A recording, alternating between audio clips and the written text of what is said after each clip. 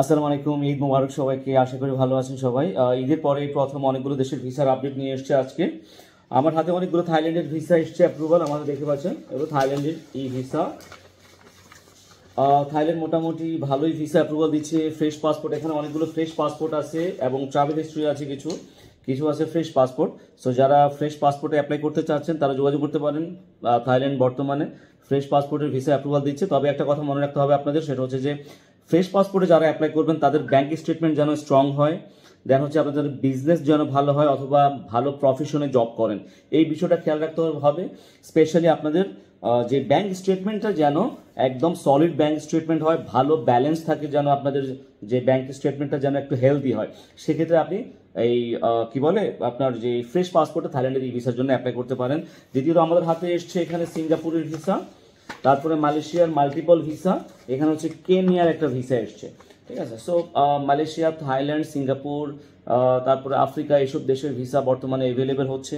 এবং আমি বলবো সবাইকে, যাদের মোটামুটি ফিনান্সিয়াল অবস্থা ভালো আছে, যাদের যাদের ব্যাংক স্টেটমেন্ট ভালো আছে, ভালো প্রফেশনে জব করেন অথবা ভালো বিজনেস করেন, সেক্ষেত্রে আপনারা ফ্রেশ পাসপোর্টে মালয়েশিয়া এবং আপনারা থাইল্যান্ডের জন্য অ্যাপ্লাই করতে পারেন। এটা আমি হচ্ছে যে আপনাদেরকে রেকমেন্ড করব।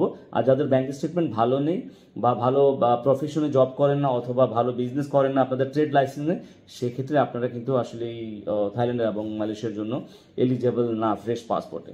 ঠিক আছে। সো থাইল্যান্ডের জন্য ফ্রেশ পাসপোর্টে অ্যাপ্লাই করতে পারবেন, যেটা আমি বলেছিলাম আপনাদেরকে, ভালো প্রফেশন, ভালো যেন আপনাদের ব্যাংক স্টেটমেন্ট ভালো থাকে।